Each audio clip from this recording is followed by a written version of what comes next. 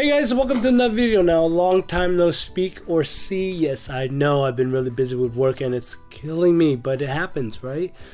Well, anyways, I want to make this video. I miss you guys and I wanted to just talk tanks for a little while. Now, I haven't done tanks in a bit, a video about tanks in a bit because, I've been busy with work. But what I want to talk about is soil tanks. Now, I get a lot of questions about it. I still answer your questions when you guys ask me on Facebook or on this YouTube channel about soil tanks, about anything really, but soil tanks is a big question that is asked. Does it work? Now I gotta say, yes it does. Alright, so this tank behind me is a 40-gallon tank, which you guys, if you follow my channel, you know that I've sold this tank.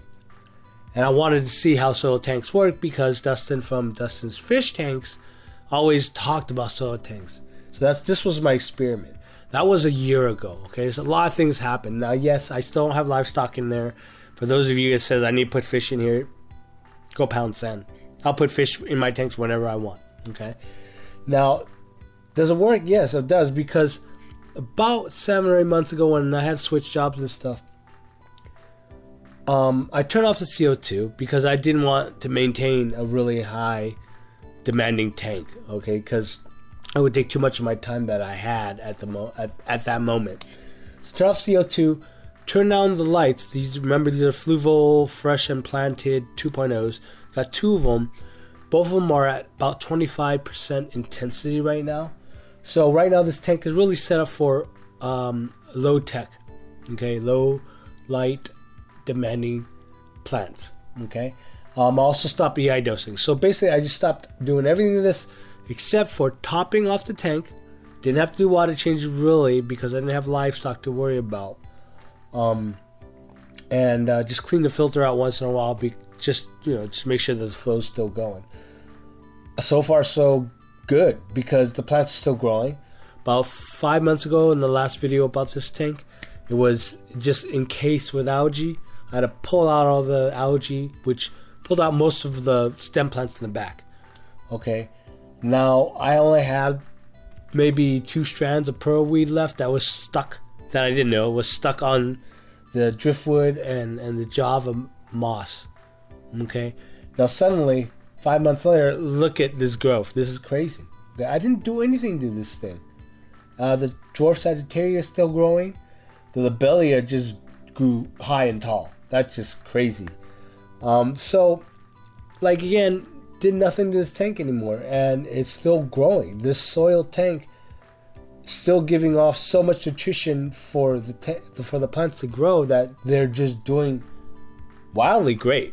Okay, and I'm finding plants that actually I thought was gone is actually growing, like this one in the back there. I think that is a some kind of Rotalia. I don't remember what it was, but it's there and it's growing. Okay, the Java ferns are still doing great. So if you guys come to me and ask me, well, does a soil tank work? Yes, it works really well. And does it work if you leave it alone, make it low tech, and just kind of go el natural as what everyone's talking about? Yeah, I think it will work. I mean, I haven't tested with livestock and stuff, and maybe I should, just since I'm just going this way. Should try to do a little more maintenance on it and dump a little more some fish in here and see how it works. But I think it's just doing great. There's other videos in the can, and I'm working on those as well. Just gotta find the time. Once I get rolling on it, and I'll get rolling on it again. But yeah, that's where I've been. But to answer your question, yes, you guys, soil tanks do work. Do I suggest trying it? Yes. Get a 10-gallon tank and try it. That wouldn't take that much cost to set up. And you can see how it interacts with the plants, with the livestock or whatever you have putting in there. But yeah, just again, do your research. Look in my past videos about this tank. That way you get an idea of what soil I use and stuff. The soil that I use, for some reason, people are saying it's getting hard to find. So I'll do an updated video or an addition video to this about alternate soils to use, because I gotta look more into it. The thing is, you just gotta watch out for is chemicals and weed killers that they might put in the soil that you might buy from Home Depot or some big box store. But that, as far as I know, is something is the most important thing that you really have to watch out for. There's some other stuff too, but we'll get into it. If you do have a soil tank, tell us about your experience. Post it down below on the comments down below. If you have questions, post it down below. I'm sure if I can't answer it, someone else will.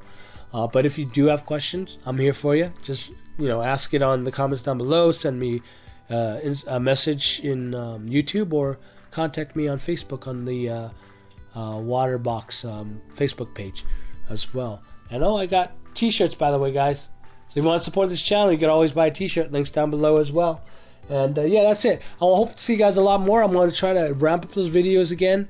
The next video I actually have planned that I really want to do is talk about doing dry start method. And we'll go, maybe you'll see that soon. I don't know. Maybe if you guys like this video enough, I might do it. Ha ha ha. Okay, that was totally pimping. Whatever. Oh, but anyways, like if you like, sub if you haven't, and favorite if you love me. I'll talk to you guys later. And yeah, that's it. Bye.